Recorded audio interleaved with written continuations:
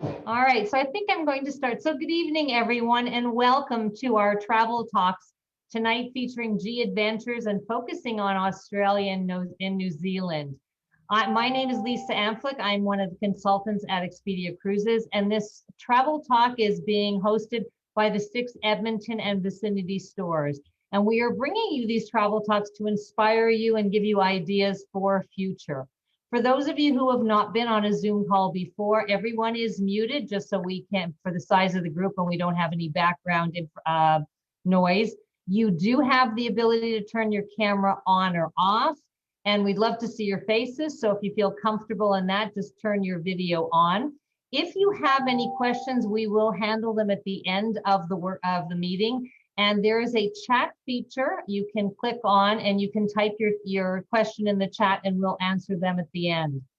So believe it or not, we are in 2021, and I think for many of us, it's been a really long haul. But I am confident that late this year and definitely into 2022, we are going to begin traveling again. And I was at the office today and I got a couple calls from clients who said, I got my vaccine appointment, so I'm getting ready to book. So I think that's going to be happening.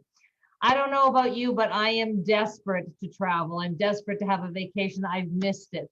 Travel fulfills us. That's why we do it. And I'm sure for all of you, you've missed it as well. My passport feels ignored. My suitcase is gathering dust, and I can't wait to be able to travel again when it's safe to do so. Our Expedia offices are open right now due to COVID restrictions. We're asking you to call or email to make appointments so we can make sure that we have somebody in the office and we can social distance. Our professional vacation consultants are here to help you plan your bucket list and also to help you navigate travel, because it's going to be a little bit different and maybe a little complicated with the COVID restrictions. But now I'd like to introduce you to our special guest, Erin Rogers, Business Development Manager from G Adventures, who's going to share with us the world down under, Australia, New Zealand. So welcome, Erin. Thanks so much. Thanks for having me, everyone. Nice to see all these faces on here. And good to hear that everyone is excited to travel, because my passport is also collecting dust and I can't wait to get out there and explore. So I'm going to share my screen and I'm going to take you on a bit of a tour tonight. So just bear with me for 1 second. And you should all see my screen up there now. So thanks so much for tuning in. If you do have any questions, feel free to put them in the chat box and I'll do my best to answer them a little bit later on in the presentation. So my name's Erin. I'm with G Adventures. We are a Canadian tour company, and I'm going to tell you a little bit about what we do at G if you haven't heard about us yet. We've been around since 1990, and we really specialize in putting together small group tours and taking people off the beaten track to fulfill their bucket list. And what we're seeing right now is that there's a lot of Canadians that are like Lisa and myself, and I'm sure a lot of you on the call tonight, we're just excited to plan something for future. So we're seeing lots of people look to late 2021 and into 2022 and even 2023 and get something booked, something nice to look forward to that includes walls outside of your own home. So with G Adventures, we want to make sure that we're taking you off the beaten path. We do that by using local guides. We stay in locally owned properties, and we like to include a mix of the highlights of the destination, but also some kind of out of the way places for you to visit. We get up close and personal, so we are traveling in really small groups. And when I say small, I mean less than 20. We actually have an average of just 12 people in each of our groups. So unfortunately, we're not able to go on all the same trip, but the small groups are a really nice way to get to know other travelers too. We like to get local when we travel, so we make sure that we're visiting locally owned enterprises. And when you're visiting places like this part of Tanzania, so meeting the local people is a really great way to understand what it's like to be from that country, to live in that country, to hear their stories, and to understand their history. And on our tours, we like to get a little bit lost, but not too lost, of course, because that would be a problem for us as the tour operator. So don't you worry, we've got 30 years of experience and no one's getting lost on our tours. Our itineraries are unique. They are custom made for our audience. We have travelers joining us from 18 to 88 and even over. In fact, the last G Adventures trip I did was one in South Africa on safari for my honeymoon, not last summer, but the one before. And there was a gentleman in his 90s that joined us on tour, and he was amazing to travel with. We stay in local accommodations, so a real mix for you. We can hit all different budget points. We have a variety of levels of accommodation on each of our tours, but it's guaranteed that they're going to be essentially located, locally owned, and have lots of charm for you. We use skilled CEOs to guide our tours. So these are mostly group tours done on land. We also do some small ship cruises. Our guides are from the destination that you're visiting. So each one of our trips comes with one of these CEOs that's in charge of enriching the journey for you. So they're going to be able to offer local insight, add a unique perspective to the tour itinerary, translate menus if you need them, and steer you in the right direction. Now, our tours are open to people from all over the world. They are small groups, so you are guaranteed to meet people from different places when you go on one of our tours, which is always really fun when you're exploring the world. And we don't charge any single supplements. So our tours are very, very popular if you are a solo traveler. In that event, you would be matched up with another traveler of the same gender to share a room, or twin share, of course. And then if you do want to have your own room, you can pay a little bit more and guarantee that that is available for you.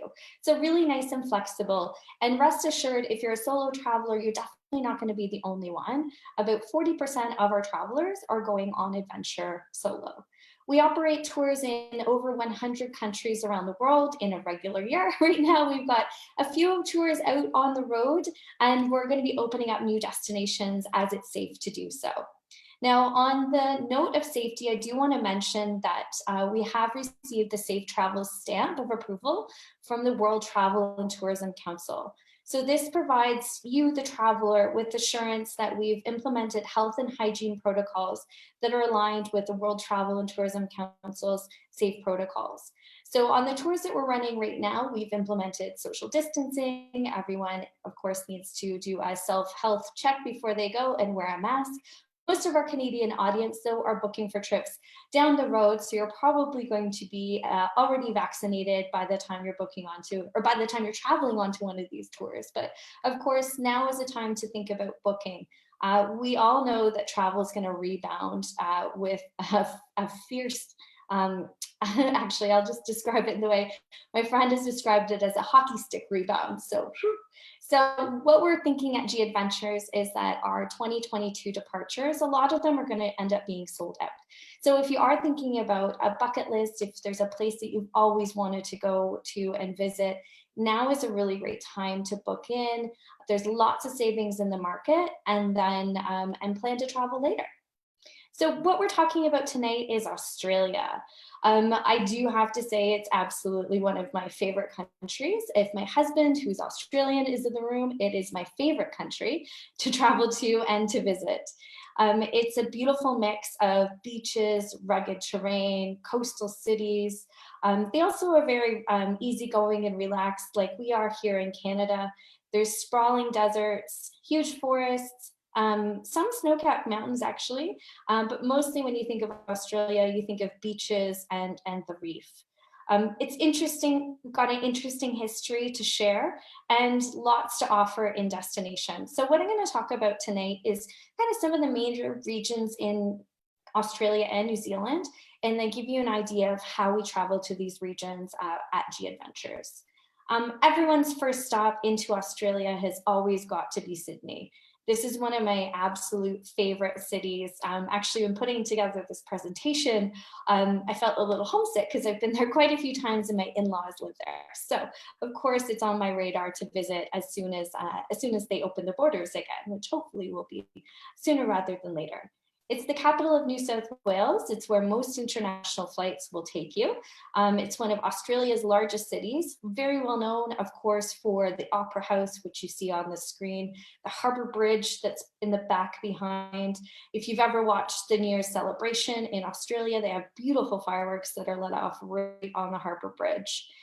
This area itself is called Darling Harbour. There's a small circular quay, which is really the port hub with waterside life. There's opportunity to jump on ferries there to go to the northern beaches or to get into a sailboat. Also located really close by is the Royal Botanic Garden. Beautiful area, nice little walkway along here, and a great place to visit. Getting to the beach is obviously on everyone's must-do list for Australia. They have some of the most beautiful beaches on earth. One of the most famous beaches is Bondi. It's located closest to Sydney. It's full of locals, but also a big tourist stop for when you're traveling to Australia. White sand beaches, there's always surf here, so it draws in both locals and tourists. There are also some ocean pools that are open year-round that you can visit if you're not ready to get right in the ocean. And the other side is Manly. So this is reached from the Central Business District, which is the CBD, which they call the downtown of Sydney, reached by a ferry across Sydney Harbour. So even if you're not interested in getting to this beach, it's always worth jumping on that ferry ride.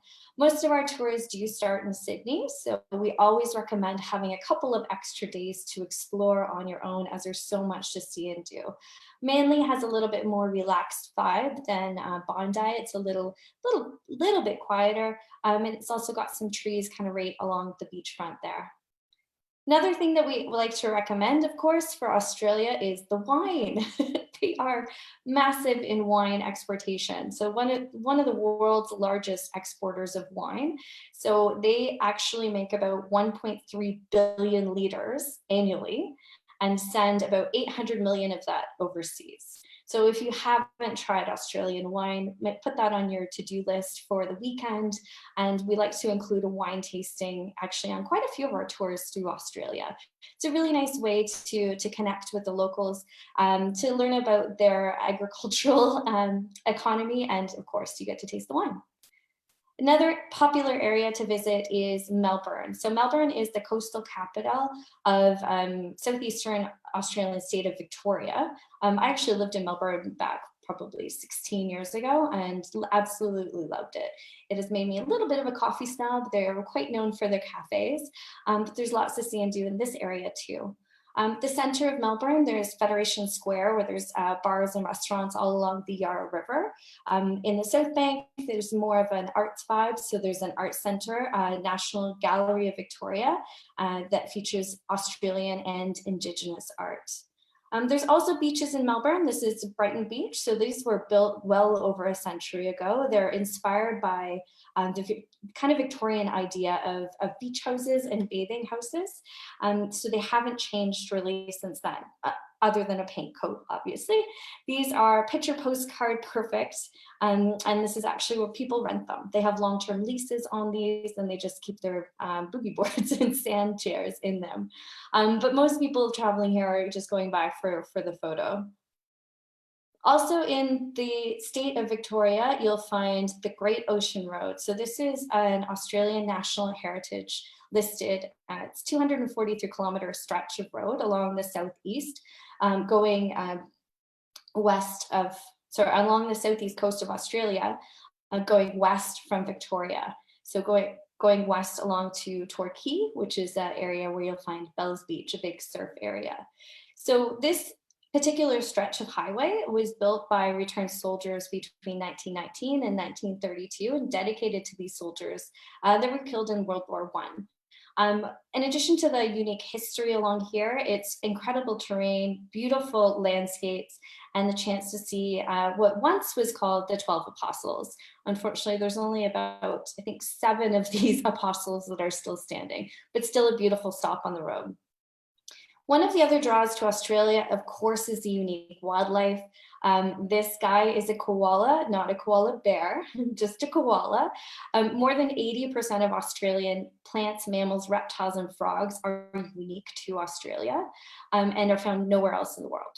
So some of the most popular ones that you'll have heard of course, are the kangaroo, the dingoes, the wallabies, the wombats, the koala, platypus, and echidna, which is kind of like a small version of our porcupine, very small version of our porcupine. So lots of chance to see the koalas down along the Great Ocean Road, an opportunity to see the kangaroos and other creatures if you get into areas like the outback. So the outback is the vast, sparsely populated area of Australia. Indigenous Australians have lived in this area for about 50,000 years and occupied all of the outback regions, including the driest of deserts. The Europeans first entered Australia in the 1800s, and so we're still kind of just exploring a little bit more in this area. Apologies in advance if the video does shake a little bit. I just wanted to show you a little bit of a snapshot of Uluru. So this is known as Ayers Rock. It's a large sandstone rock formation in the southern part of the Northern Territory in Australia. It is literally in the middle of nowhere. The closest town is about 300 kilometers away.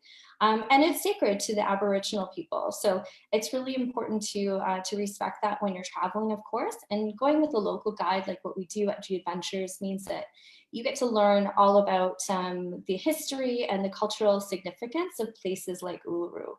Uluru now is listed as a UNESCO World Heritage Site. It's one of the most recognizable sites in Australia, and yet a lot of Aussies still haven't seen it. So my husband, as an example, hasn't yet been to Uluru because most of the Australian population are situated along the coastal areas. So this would be kind of a big trip for them getting into the outback to see it. But it's been a popular destination for tourists since the late 1300s. Also in this area is Kata Tjuta, which they're also called the Olas. So other formations similar to Uluru of this red sandstone. They're in a protected national park just outside of the area of Uluru. Now, when you're traveling on one of our tours, you get time to learn the stories of the Aboriginals. So how we design the tours is that you have a G Adventures guide with you from start to finish. But then from place to place in destination, you'll have local guides joining you to share their expertise on that destination, to give you insight into their way of life, to tell you the stories from their ancestors. And it's a really beautiful way to learn about a place. Another area in Australia that draws travelers is North Queensland, or as they like to call it, tropical North Queensland. The temperature and climate you can see just from the contrast in those two photos is obviously very different from place to place. They are, of course, in the Southern Hemisphere, so their winter is our summer and our winter is their summer. Tropical North Queensland is pretty much humid and hot all of the time, which is why lots of travelers like to get up there. It's surrounded by rainforest, fringed by reef, and then there's the red dirt of the outback just to the west. It's most famous for the Great Barrier Reef, but there's lots more to see than just that. The Daintree Rainforest is one of the areas that we like to take our travelers into, just a bit of a contrast from being in the dusty, dry desert of the outback, getting into this really kind of jungle, tropical climate in the rainforest. It's about 1,200 square kilometers, and it's part of the tropical rainforest on the Australian continent, obviously. So it's located north of Cairns, and this is it's a really kind of dense jungle area, amazing for bird watching. So if anyone's looking to see wildlife in Australia, definitely make sure that you're going to see you're likely to see your kangaroos pretty much right off the bat. But get into one of these areas will allow you to see more than just the kangaroos. Now, also in this area, we are connecting with locals. So Aboriginal history is important on our tours of Australia.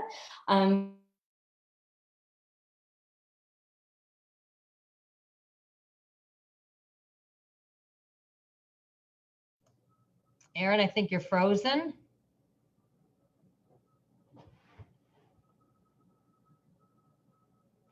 It looks like Erin's having a little bit of difficulty right now. We'll see if we can get her back.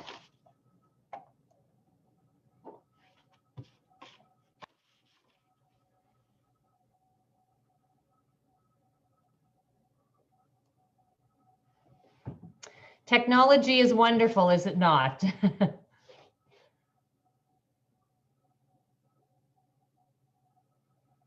If you do have any questions, if you can type them into the chat box.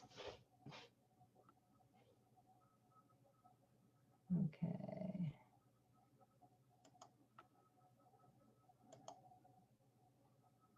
I think we might, let's see if she's coming back on.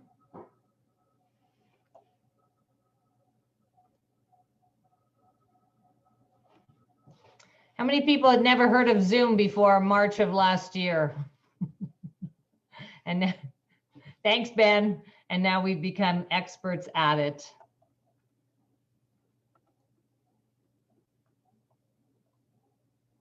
Okay. Well, I wish I could take over in terms of Australia, but I have to say that it is not a place that I have been before.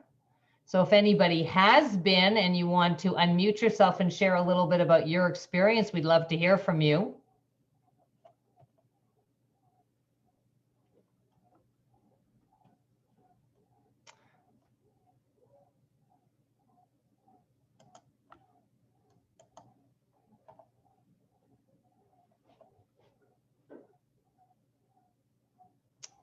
Okay. It sounds like Erin has left. Not sure if she's going to be, oh, she's coming back on. Obviously some technological problems. So if you can just bear with us. Kurt and Holly, been to Australia 2 times, go. All right, what did you love about it the most? Kurt, if you even feel comfortable unmuting, we'd love to, oh, you can't unmute you. Just a second.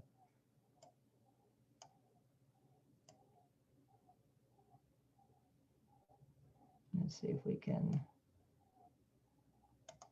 Okay, I've just given you the ability to unmute. Kurt, if you wanted to share a little bit with us. Not Kurt, it's his wife. Oh, okay. Hi. Hi. Tell us a little bit about what you loved so much. Oh, just scenery is incredible. We actually have friends living in Canberra, so that's why we've been able to go twice. Yeah, the people, the food, the scenery, the unique animals, right? Sydney's really, really cool to explore. We did the Sydney Harbour Bridge walk. That was really, really cool. Wonderful. All right, yeah. I think thank you so much. I appreciate that. I think Erin is back now. Erin, do we have, there you are. Sorry, my Wi-Fi just cut out for some reason. My apologize, everyone. So I was talking, I think, about Uluru when we first left off there. So I'm just going to reshare my screen and we'll get back to Australia. Sorry about that. Okay. All right, so you should be able to see my screen again. So I think I was midway talking about Mr. Willie Gordon when I got cut off here. So this experience, I think, is just so beautiful that we include this in our tours, not only visiting, of course, the major sites in this beautiful country, but also connecting with the locals.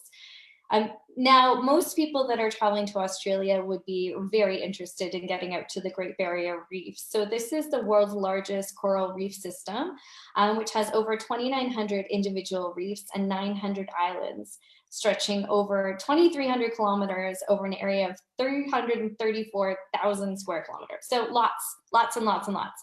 It's the largest barrier reef on the planet and very well known, of course, as one of the most popular areas for snorkeling and scuba diving. But you can still access the reef without actually having to get in the ocean. The Great Barrier Reef can be seen from outer space and is the world's biggest living organism. It's stunning to visit up close. You are, of course, most welcome to join us for a scuba or snorkel, or you can sit back and relax and take on a sailboat ride out into the Whitsunday Islands. So the Whitsundays are an island grouping made up of 74 islands that are located between the coast of Australia and the Great Barrier Reef. Most of the islands are uninhabited. There's super dense rainforest, but hiking trails and beautiful white sand beaches, which of course is the big draw in this area. So just want to give you an idea of some of the tour options that you have for Australia with G Adventures. This is our Best of Australia Plus tour. Plus just means that we're operating with the smaller group size. So usually our group sizes max is 16, an average of 12. With this particular tour, it's a maximum of 12, so much smaller group size. Australia is a very, very big place. And so we have packaged this to see kind of the most of the coast that you can do in a period of 14 days. It starts up in Cairns. So it's a southbound tour. From Cairns, you get into the Daintree Rainforest with one of our Indigenous guides. You have the option to visit the Great Barrier Reef. We go sailing in the Whitsundays. We visit Byron Bay and Brisbane. We hike in the Blue Mountains, which are outside of Sydney. We are doing an orientation walk in Sydney. And then we've built in free time, and that's something I didn't mention earlier. So if you've never taken a group tour, a lot of the time, you might just kind of think of it as being a big bus tour where your time is very managed. And don't get me wrong, we do like to make sure we have lots included with your travel, but we also built in free time for you. So you're not on a super rigid schedule when you're traveling on a G Adventures tour. That's because we want to make sure that there's time in the tours for spontaneous experiences. So if you want to do something special in any of these areas, we want to be able to accommodate that for you. It also helps that our group sizes are small, so we're able to kind of ebb and flow with the requirements of the travelers in the group. We have a Best of the Red Centre and Eastern Australia Plus. So this one, it starts in Melbourne. It's 25 days. It goes from the south in Victoria through the outposts or the outback, pardon me, area of Uluru up into northern tropical Queensland in Cairns, out to the Barrier Reef in the Whitsundays, and then we kind of continue on that path. So really nice program if you're interested in spending a bit more time in Australia. So this particular one is 25 days. Or we've got our Ultimate Australia and New Zealand tour. So this is a great one if you are looking to package two countries together. We actually include that flight between Sydney and Auckland. And then this one's taking you onwards into New Zealand to explore that place for a period of 14 days. So this is a 25-day package in Australia, plus the 14 days in New Zealand. So one of the things I do want to mention with our style of travel, so this is a classic style of tour. What that means is that your accommodations are going to be boutique hotels. On this particular one, we have rainforest cabins for 2 nights, and we stay overnight in a Maori village in New Zealand, which is a really incredible cultural experience for you. So nice package if you're looking to do a much longer trip. Or if you want to do something short, we can accommodate that too. We have a partnership with National Geographic in which we have a lineup of 80 National Geographic Journeys tours. The difference between our regular G Adventures tours and these National Geographic tours is that as you can see, there are more flights included. So you spend less time traveling, more time in destination. The accommodations are upgraded. So you'd be staying at around 4-star properties. We've also included breakfast every day, and there's some special inclusions that are just in our National Geographic tours. So these tours are put together between our team based in Canada and the US-based National Geographic team. So we've come together to use kind of our resources as an adventure travel company, and then National Geographic resources as a global, pretty much the biggest travel company on the planet, or travel brand, I guess, not travel company. And together we've designed some really, really beautiful itineraries. So in this particular tour, we have the Rocks is an area in Sydney. So we have a Rocks Indigenous Dreaming and Welcome tour for arrival into Sydney. There's a harbor dinner cruise, which looks amazing. We go to the James Cook University Aquarium up in Cairns. And that's just a special invite because we're doing this tour in partnership with National Geographic. We've got options to still be active if you want to scuba or snorkel. We do an Indigenous Dreamtime walk in the Daintree. So a little bit more focus on culture and history with our National Geographic programs. Now, our second destination to feature tonight is New Zealand. So this is a adventure dream. It's Tolkien-worthy landscape, as you can see from this photo on the screen tonight. It's the country that invented bungee jumping, one thing that I will never do again. It's beautiful, as snow-capped mountains, shining lakes, roaring rivers. Also has a really tiny population. They've done an incredible job at managing COVID. If anyone's following along, their Prime Minister Jacinda is like just an absolute leader in the fight against the global pandemic. So it's definitely a country that is on everyone's radar for traveling to as soon as the borders have reopened.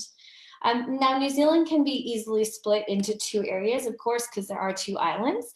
So what to expect from the North Island? The North Island actually has the most population of all of New Zealand. So it's home to about 3/4 of the population. So New Zealand as a country has less than 5 million people residing there. So so when I first visited New Zealand back in 2001, they had 4 sheep for every human that lived in New Zealand. I don't know if that ratio is still the same, but I'm pretty sure it's quite close.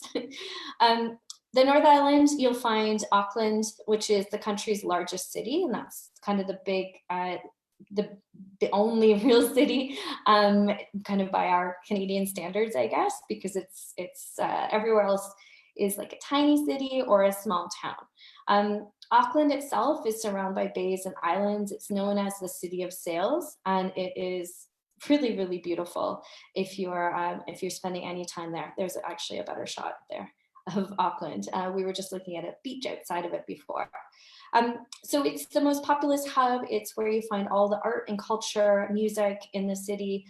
There's volcanic hills in the background, which you can kind of see there. Twin harbors, there is a mix of natural wonders and also kind of urban adventures in the city of Auckland. Further south down the island, you'll find Rotorua, which looks beautiful, smells terrible. This is on the Pacific Rim of Fire, they call it. It's geothermal wonderland, beautiful if you're an aspiring photographer, bubbling mud pools, clouds of steam, and of course, close to that are some incredible natural hot springs. One of the unique sights to see in the North Island is the Waitomo Caves. So these caves are lined with stalagmites, stalactites, and glowworms. They can be explored on a guided walk, a boat tour, or you can do a rafting trip through there. And this is something that's included in a lot of our tours. Tongariro is the area that's a national park. It was actually New Zealand's first national park, dating back to 1887. It's about 80,000 hectares square. It's a showcase of volcanic wonders. I mean, just looking at this photo, it could be in Iceland or somewhere like that. So you see emerald lakes, old lava flows, steaming craters. It's a very popular area for hiking. There's actually something called the Tongariro Crossing, which is New Zealand's most popular one-day crossing trek. One of the other things to see and do in the North Island is to visit the Maori village. So this is a Tamaki Maori village that we include in our tours. Most often we stay away from kind of performance activities on tour because we want to have a real kind of grassroots authentic experience with the locals. But this experience is that it's locally run. It's really incredibly interesting. There's a traditional hangi meal that's prepared for everyone. And if you haven't heard that term before, it's unique to New Zealand. It's basically where they prepare the meal over a bed of coals and under dirt. So they dig a deep hole, they put the coals in, and everything kind of cooks and smokes all together. It's incredibly delicious. And that's a traditional hangi. So in this, we are visiting a typical, traditional Maori village. We have a local guide that joins us for the tour. It's like kind of like a living museum, I guess, in terms of what the experience is for you, the traveler. Heading on to the South Island, this is a little bit more rugged. A lot of people compare New Zealand with Western Canada in terms of its like rocky-like kind of mountains and landscapes. So the South Island is known more for more rugged landscape, glaciers, and lakes. The Southern Alps are home to the highest point, which is Mount Cook, which you'll see in just a few slides, and they run along the entire length of the island. Down in the southwest, which is what you see on your screen, this is the Fiordland National Park. It's Milford Sound is an area that you may have heard of, and next to Milford Sound is Doubtful Sound, a little bit quieter, but steep mountains going into deep fjords, absolutely beautiful. And then the north part of the South Island is well known for Abel Tasman National Park, where there's really great trails for hiking, biking, and also waterways for kayaking. Down in the south, Queenstown is one of the big kind of adventure hubs. There is lots to see and do around Queenstown. If you're doing any trips that are ending in Queenstown, we always recommend adding on a couple of extra days. You can take a jet boat, you can take gondola, you can, oh gosh, you can go bungee jumping, you can go skydiving, mountain biking. It's really full of adventure. Kaikoura is a beautiful area, not on too many people's radars, but should be. It's a coastal town in the South Island, so it's in the northeast part of the South Island of New Zealand. It's known for its abundant wildlife and whale population. So if watching whales is on your wish list, definitely make sure you're picking an itinerary with Kaikoura in it. Also really well known to see dolphins. There is the Kaikoura Peninsula Walkway, which brings you up to the lookout point, which this picture is taken from, Point Keean. Close by, there's also rock platforms where you'll likely see some New Zealand fur seals. So lots of wildlife viewing opportunities in this part of the world. Kaikoura itself, just to look at, is absolutely stunning. So if you're interested in a little bit of a beach time and relax, then this is a good spot to include too. Definitely contrasting to the cold ice of Franz Josef Glacier. So this is a 12-kilometer glacier on the west coast of New Zealand's South Island, so kind of hopping across there. At Franz Josef, you have the chance to do a walking tour where you're given crampons, of course, and the ice axe and the equipment to do the walk on the glacier. Or you can do the more scenic way and take the helicopter. So you do a little bit of a walk on the glacier, and then you can hop up in this helicopter for really stunning views. I mentioned mountains earlier, so this is a view of Mount Cook, which is the one on the far right of your screen. So this is the highest mountain in New Zealand. It's located at 3,724 meters, which doesn't seem too high, I guess, compared to our Canadian mountains, but is still very stunning in this part of the world. And this is part of the Southern Alps that run all the range of the South Island. And Christchurch is well known for the earthquakes, actually, that it suffered back in 2010 and 2011. It's also known for its English heritage. So it's located on the east coast, jumping it back across, of New Zealand's South Island. There's lots of really beautiful cycling paths, green botanical gardens in this area. And yet there was a bit of damage, quite a bit of damage actually from the earthquakes back in 2010 and 2011.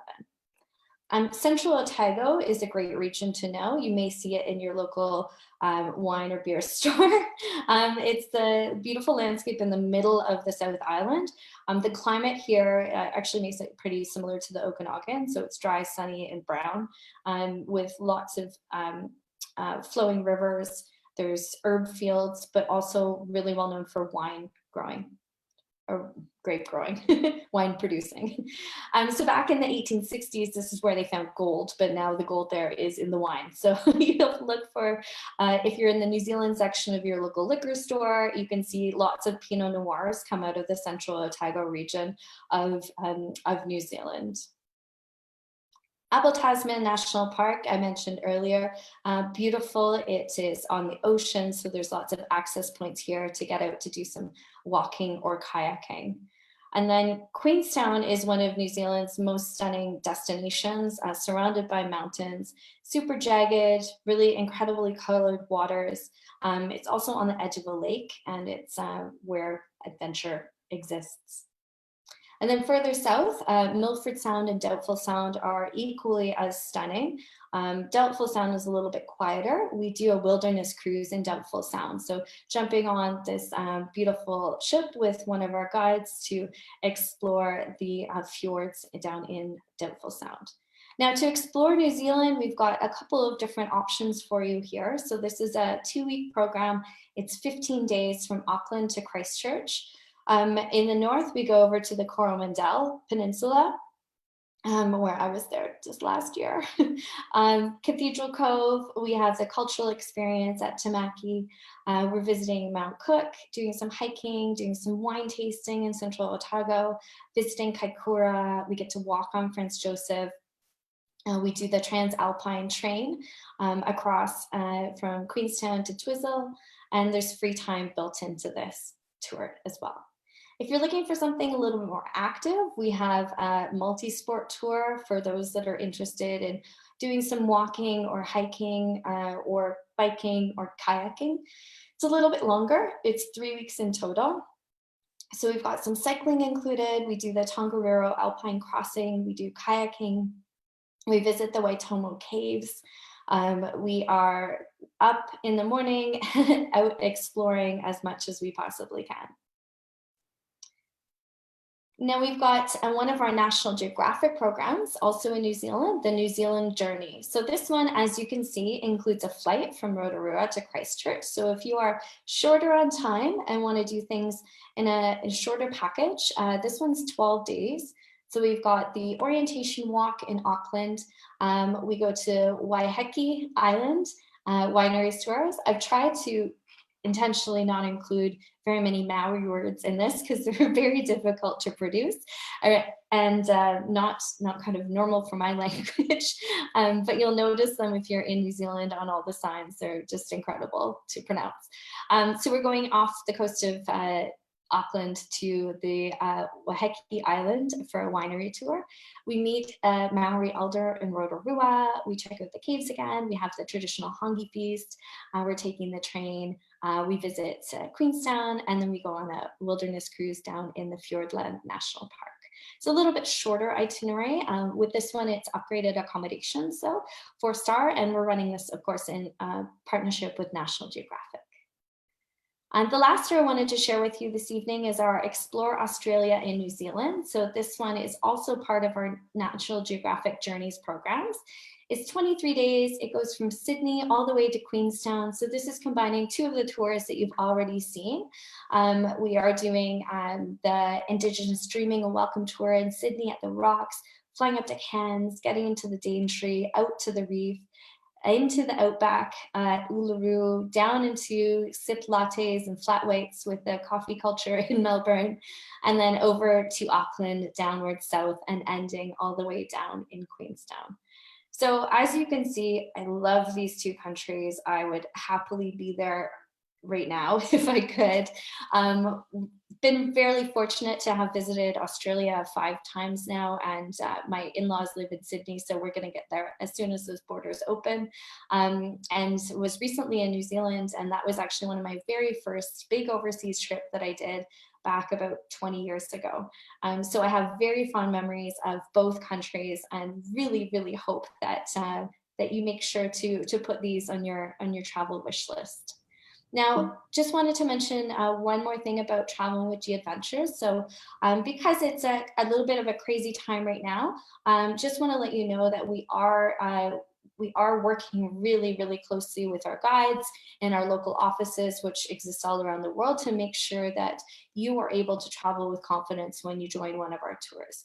So from start to finish, from when you book to when you're on tour to when you're in destination and when you're coming home, we're going to make sure that you are safe, of course, and that you're traveling with people that are taking care of you. So traveling in our groups means that we have a local guide with you. They're trained in first aid, CPR, COVID health and safety. We have the local resources of our offices. And I don't know about you guys, but driving on the other side of the road is not very easy. So that was absolutely one of the reasons to book onto a tour if you're going to Australia or New Zealand. And the way that we travel is nice because you have that resource of the local guide, but you also have that flexibility and freedom. If there's something really special that you want to see in destination, we'll be able to accommodate that and make sure that you're checking those things off your bucket list. If you're looking for more information on any of the programs that you've seen tonight, we would love for you to connect with your travel agent.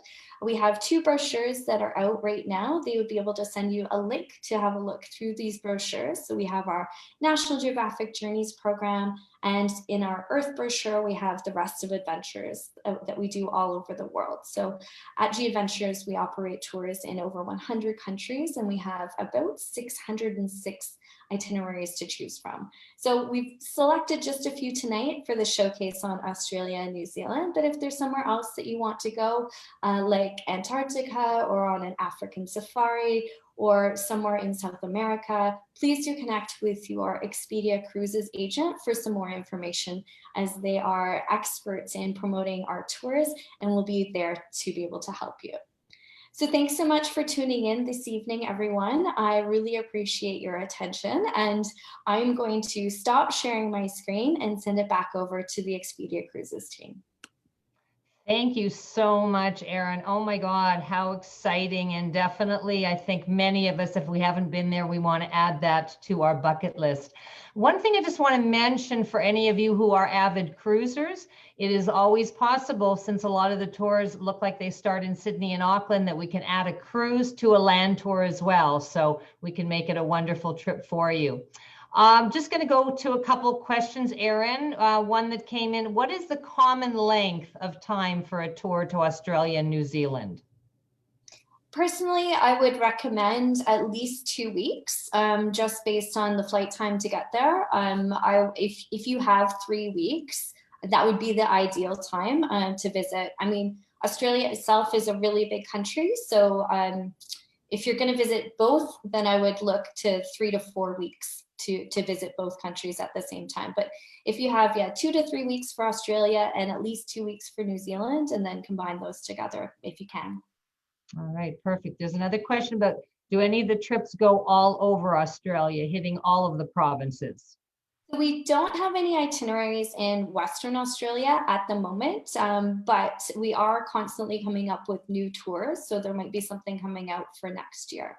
So we have the one that I would recommend. I believe it's called, I can't remember the name actually, but it starts in Sydney, it goes all the way up the coast and then into the center and then finishes in Melbourne. And that would be a really good overview of Australia. Okay, thank you. And one other question: what does NP mean? And I think somebody answered National Park. National Park, yeah. Yeah. All right. All right. Were there any other questions you wanted to type it into the chat box? One thing I do want to add, if anyone is planning to book onto a G Adventures tour program, it's just a deposit to confirm your space. It's a deposit of $350 per person, and that deposit's good for life. So if you need to make any changes to your travel dates, to your destination, you can do that with the assistance of your travel agent, as long as you're doing that at least 60 days before your scheduled tour is. So lots of flexibility in that, and did want to mention that. Thank you for mentioning that. I think it's really important because all of us are going to start traveling. And I have to let you know that the demand is really, really high for 2021, 2022. We're even booking into 2023. And many of the suppliers are doing flexible policies so that you don't feel restricted, so that you know that your investment is safe on that. So good idea to start thinking and planning early. I think a lot of the pleasure of a trip comes from planning it. So please contact any of the consultants at Expedia Cruises. We want to thank you for joining us. We appreciate your time. We appreciate your past travels with us. We look forward to planning your future vacations. So reach out to us with any questions you have. Also, remember to follow us on Facebook. Check out our YouTube channel where this video presentation and all others that we've done will be recorded. Next Thursday, if you're interested in river cruising, we are going to have Shauna Carter with AMA Waterways talking about Europe river cruising for 2022, and they've just opened up for 2023. So please join us if you can. Thank you again for joining us. It's so wonderful to have you with us, and we look forward to hearing from you and planning your future vacation plans. Thanks so much, everybody. Have a great night.